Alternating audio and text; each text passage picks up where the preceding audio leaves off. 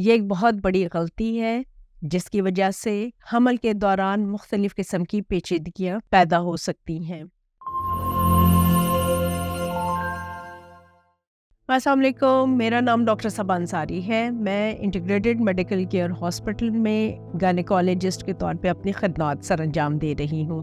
آج کے سیشن میں ہم پریگننسی کے دوران غلطیاں جو خواتین کرتی ہیں اس کے متعلق بات کریں گے۔ پریگننسی کسی بھی عورت کی زندگی کا ایک بہت خاص ڈیوریشن ہے جس میں اس کی صحت پہ اسپیشل اٹینشن یا خاص توجہ کی ضرورت ہوتی ہے، لیکن ہماری خواتین میں آگاہی نہ ہونے کی وجہ سے وہ کچھ بہت کامن سی غلطیاں ہیں جو کہ وہ کرتی ہیں۔ ان میں سے کچھ چیزیں ہم یہاں پہ ڈسکس کریں گے۔ خاص طور پہ ریگولر چیک اپ کا نہ کرنا، یہ ایک بہت بڑی غلطی ہے۔ پریگننسی کے 9 مہینے کے دوران آپ کو اپنی صحت کو ریگولر طور پہ چیک اپ کروانا چاہیے۔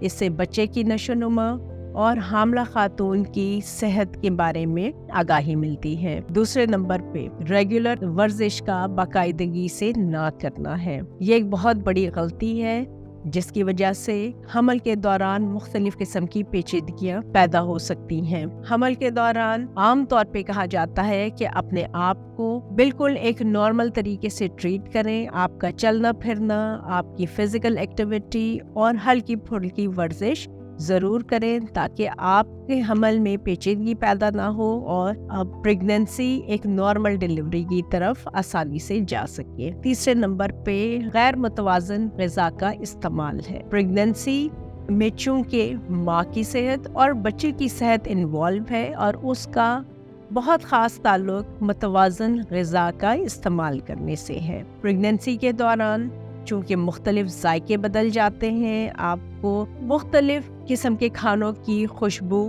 سے مسئلہ ہونا شروع ہو جاتا ہے۔ کوشش کریں کہ آپ کی غذا میں جو چیز آپ استعمال کر رہی ہیں وہ زیادہ سے زیادہ متوازن اور غذائیت سے بھرپور ہو۔ جنک شوگری غذا کا استعمال کرنا، بہت زیادہ تلی ہوئی چیزوں کا استعمال کرنا معدے میں تیزابیت اور جلن کا باعث بنتا ہے۔ بعض اوقات حاملہ خواتین کا وزن ضرورت سے زیادہ بڑھنے کی صورت میں حمل میں پیچیدگی، بلڈ پریشر کے زیادہ ہونے اور شوگر کے زیادہ ہونے کی صورت میں ظاہر ہو جاتی ہے۔ اس لیے پریگننسی میں یا حمل کے دوران اپنی غذا پہ خصوصی توجہ دیں۔ چوتھے نمبر پہ حمل کے دوران ضروری وائٹامنس کا استعمال نہ کرنا ہے۔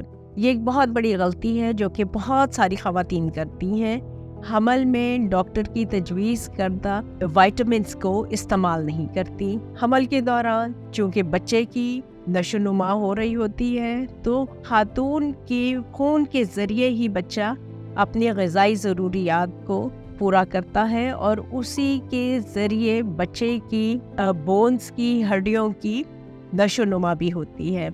اگر عورت کے اندر کیلشیم کی، وائٹامن ڈی کی اور آئرن کی کمی ہوگی تو بچے کی نشو و نما متاثر ہوگی، اس کی ہڈیاں کمزور بنیں گی۔ اس لیے 9 مہینے کے حمل کے دوران باقاعدگی سے آئرن، کیلشیم، وائٹامن ڈی اور فولک ایسڈ کا استعمال کرنا ناگزیر ہے۔ 5ویں نمبر پہ غذا کے علاوہ پانی کا پینا ہے۔ بہت ساری خواتین حمل کے دوران پانی کا استعمال کم کرتی ہیں۔ شاید ان کے ذہن میں یہ ہوتا ہے کہ اس زیادہ پانی پینے سے پیٹ لٹک جائے گا۔ ایسا بالکل بھی نہیں ہے۔ پورے دن میں کم از کم 8 گلاس پانی پینا انتہائی ضروری ہے۔ کم پانی کے استعمال سے جسم میں پانی کی کمی پیدا ہو جاتی ہے جس کی وجہ سے مختلف قسم کے امراض حمل کے دوران اپنی علامات ظاہر کر سکتے ہیں۔ اس لیے پریگننسی کے دوران ہر روز 8 گلاس یا اس سے زیادہ پانی پینا بہت ضروری ہے۔ 6 نمبر پہ بھرپور نیند کا ہونا ہے۔ پریگننسی کے دوران مختلف قسم کی ٹینشن اور نیند کی کمی ایک بہت عام سا مسئلہ ہے۔ خواتین کو اپنی نیند کے اوپر خصوصی طور پہ توجہ دینی چاہیے۔ جلدی سونا اور صبح کے ٹائم پہ جلدی اٹھنا ایک صحت مند زندگی کے لیے بہت ضروری ہے، اور اسی طریقے سے حمل کے دوران کم از کم 6 سے 8 گھنٹے کی نیند کا مکمل ہونا بہت ضروری ہے۔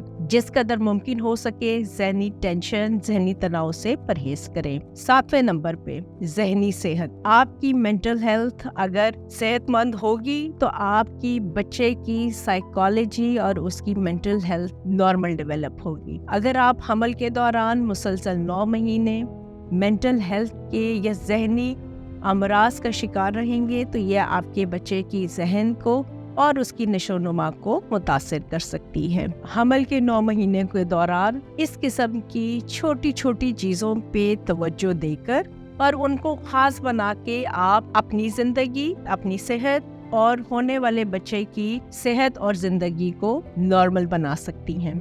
Thank you.